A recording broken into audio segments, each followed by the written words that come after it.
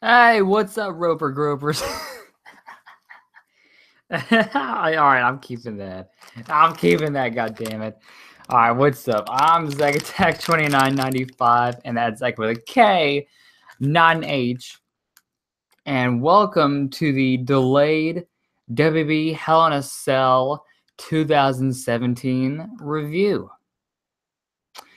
So, I'm your host, Zack Roper, and this review is brought to you by WWE 2K18, available Friday for those who got the digital deluxe pre-order, including myself and the homie, the Walk 71, aka Gavin Walker, which is what I like to call him. I did a voting poll yesterday, and you guys, the results came in today while I was work, and I asked you guys whether I should stream the game Friday on Twitch or YouTube, and you guys said YouTube. So I will be setting that up on Friday when I get home so that everything can be good before I go live. I got a new follow alert. So yeah, that should be pretty dope. Uh, let's see. Other than that, I don't really have a whole lot today. So let's get into this. I thought Hell in a Cell, for the most part, was an enjoyable pay-per-view. Did it have its downs? Of course, every WWE pay-per-view is going to have its downs, but I think the positives in this pay-per-view far outweigh the negatives. So, with that being said, let's get into this. We got the tag team kickoff match. Y'all know my gimmick. I don't watch the pre-shows. Apparently, Chad Gable and Shelton Benjamin defeated the Hype Bros, and if I remember correctly from what I've been told, there has been no hints on a breakup of the Hype Bros. So, what I'm going to do is I'm going to just, leave this whole idea alone about Zack Ryder turning on Mojo Rawley, because apparently they're just dragging this shit out, and I don't appreciate WWE wasting my goddamn time. So I'm done. I'm done talking about it. Speaking of dragon stuff, oh boy, wait till we get to the whole whatchamacallit, Fashion Files gimmick. Oh boy. All right. So we started off the show, and I think we started the night off with the best match of the night, in all honesty, which was New Day versus the Usos inside Hell in a Cell for the SmackDown Tag Team Championships. I'm going to say this.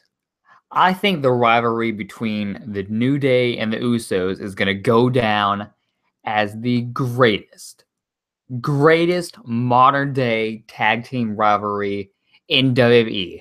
And I dare someone to dispute me on that. I fucking dare you to dispute me, all right? Because here's the thing. With the New Day and the Usos, their matches get better and better and better. And the interactions with them, the promos, just everything with this rivalry has been good. And this cell match is no different. Now, when I originally pitched this idea to Gavin, because I called this match like a month before they announced it, in my head, I thought this match was going to be crazy. What they did in that cell was nothing. Like, what I had in my head was nothing compared to what they did.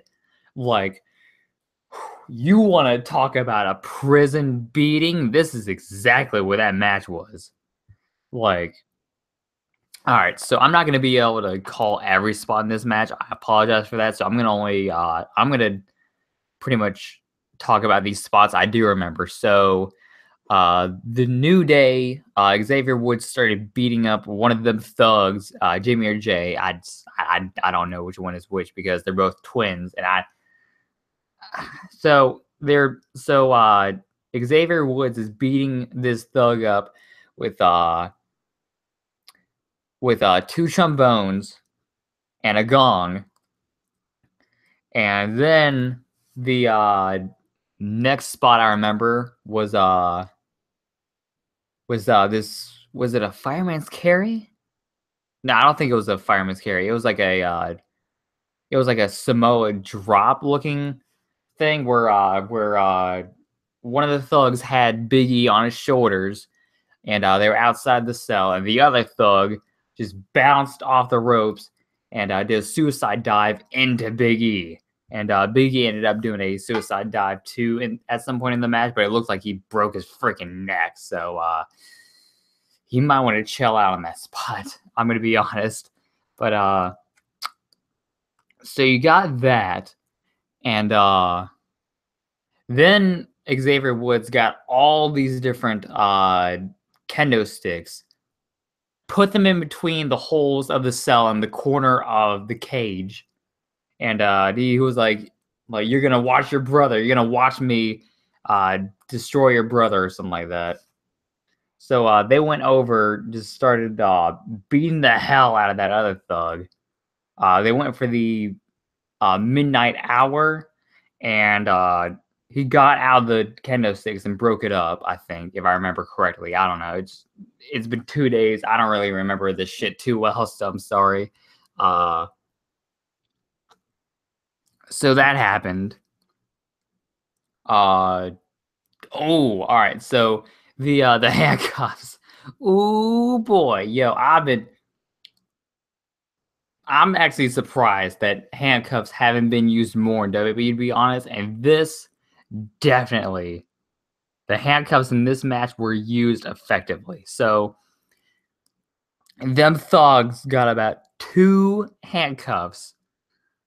Handcuffed Biggie to the outside, handcuffed Xavier Woods to the pole.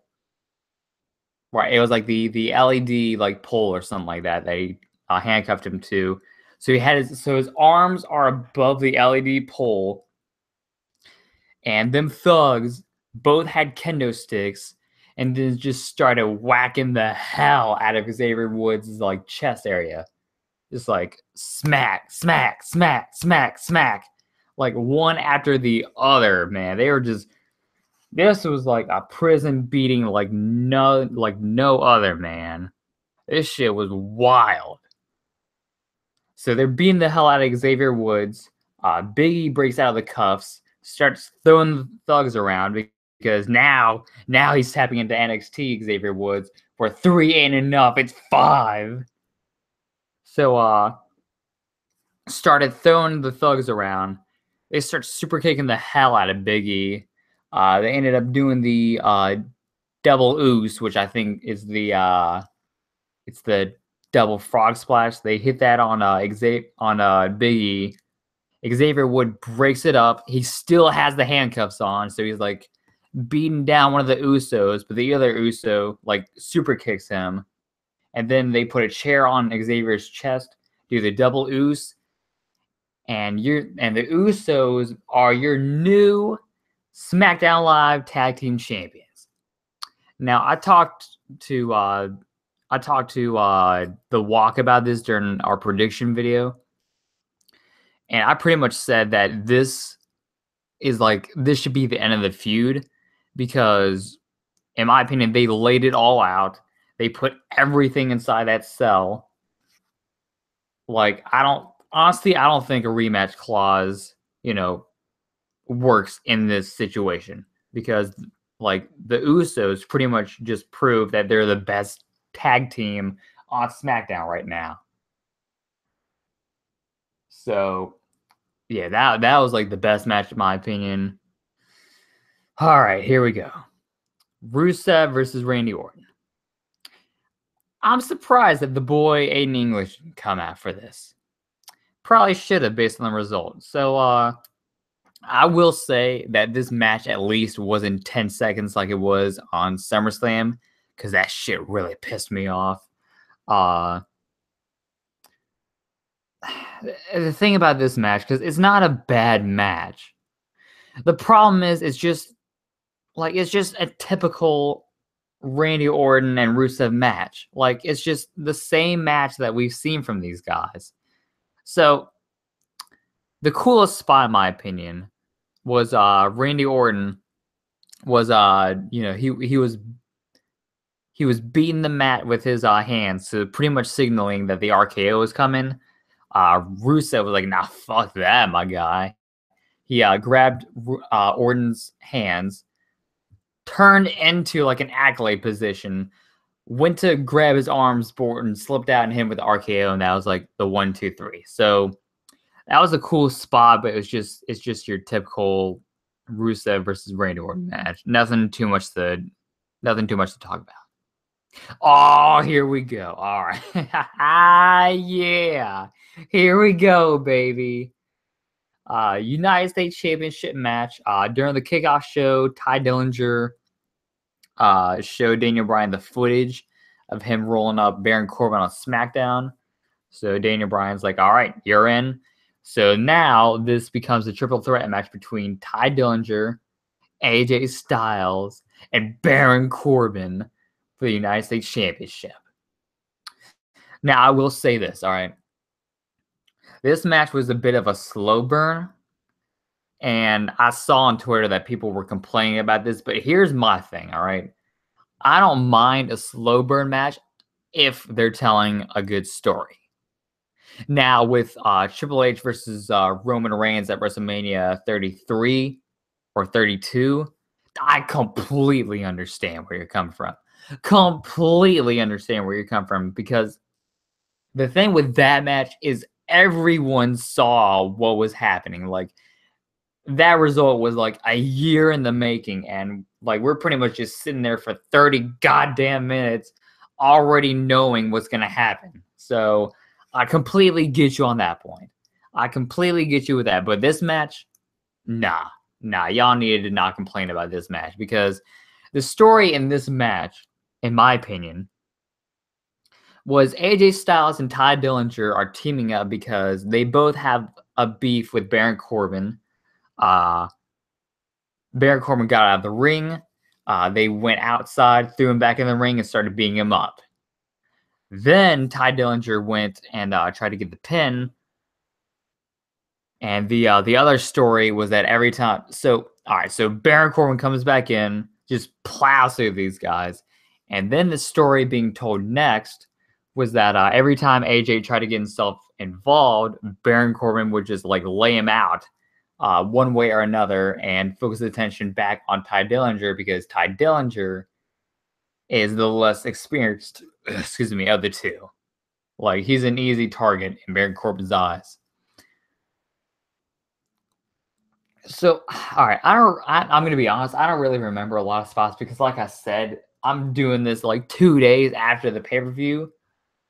But the finish ended up being that AJ Styles hit the phenomenal forearm on Ty Dillinger. Baron Corbin like threw he gave AJ a big boot, knocked him out of the ring. AJ was climbing back in, and Corbin gave him like another big boot. Like, bro, the way he kicked him was OD. Like he caved his face in with that boot. So after doing that, he pinned Ty Dillinger, and now Baron Corbin is your new United States champion. Woo! So yeah, man, my guy finally did it. My guy finally winning it. And again, I feel like this kind of helps the story where Baron Corbin is like the quote-unquote cheap shot artist. So this helps him out. Pretty much got a cheap win in a triple threat match. And I hope that they build this guy up, because after what they did with him with the Money in the Bank, I feel like he needs all the credibility he can at this point. Oh, God. Oh, fuck. All right. Natalya versus Charlotte Flair for the SmackDown Women's Championship. All right, so the match itself wasn't bad. That's not why I'm groaning. It's the goddamn finish that they did. All right, let me talk about this match before I get to that, because I'm about to just blow a freaking gasket over this finish. All right, so the whole gimmick of this match, the whole story being told, is Natalia's working on Charlotte's, I want to say, left leg, because Charlotte ended up hurting it at some point in the match. Natalya ended up focus on it because her finish is the sharpshooter. See, so you lock on that leg, you get the person to tap. Smart strategy. So Charlotte goes for a moonsault off the top rope about 2 times. Natalya keeps intercepting her.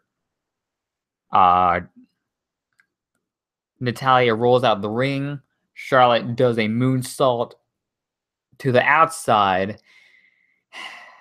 And then Natalya hits Charlotte's leg with a chair.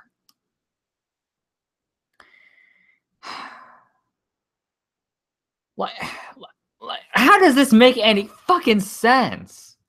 All right, hold on. I need to calm down. All right. Because this wasn't a bad match. This really wasn't a bad match. Like, they had, like, good psychology. Natalya was targeting the leg. Charlotte was, like, having some fighting spirit. But this finish was just fucking dumb, man. This shit was just so dumb. And, like, we had no cash-in tease. James Ellsworth didn't come out. Carmella didn't come out. We didn't have a tease. So Natalya's finisher is a fucking sharpshooter. Like, in my opinion, Charlotte did more damage to herself with that moonsault to the outside. All right, so let me break this down like this is WWE 2K18, right? So Charlotte performed her OMG moment doing the whole moonsault to the outside gimmick, right? So her finisher icon's done. But like her stamina is spent. She's got like hardly any stamina. And like so Natalya grabs a chair and DQs herself. Why? Just why? Like, you're in no danger. Like I said, Charlotte did more damage to herself. So all you had to do, Natalya, was just because you got it first, because how else would you have gotten the chair that fast? So you're up first before Charlotte. Throw her ass in the ring, put this sharpshooter, and win that way. Because all right, so because I understand doing a chair shot. Like, I appreciate when the heels do that, but like when it makes sense. This absolutely made no fucking sense doing this DQ spot right here. Just absolutely no sense at all. Just why? I don't know. I'm at a loss for words, y'all. I'm so sleep. Like, all right, whatever. I'm fuck that match. We're gonna get another match at shit. What's the next SmackDown pay-per-view? I don't know. Just, whatever. Next time SmackDown has their own pay-per-view, we're gonna get another match from them. Whatever. Fuck it. I don't know. Maybe we're gonna get a match tonight, and then Carmella catches in. I don't know. I don't fucking know anymore. Oh God. Oh fuck. All right. So after that match, we had the Fashion Files. You know what? Why bother? Because this is the thing, right? What's the point? What's the point of doing these Fashion File skits if nothing is coming to it? Because like my whole thing is like they keep teasing that there's gonna be an ending, and then as soon as we get to the end of the skit, nope, gonna have another next time. So besides having the match for the Usos, where what's his name? No, it's not Fandango. It's Tyler Breeze. When Tyler Breeze dressed up as the janitor, and then when they had that match against the Ascension, what else have they done besides doing these goddamn skits? What? Just what else have they done? Like, I don't get it. Like, why are we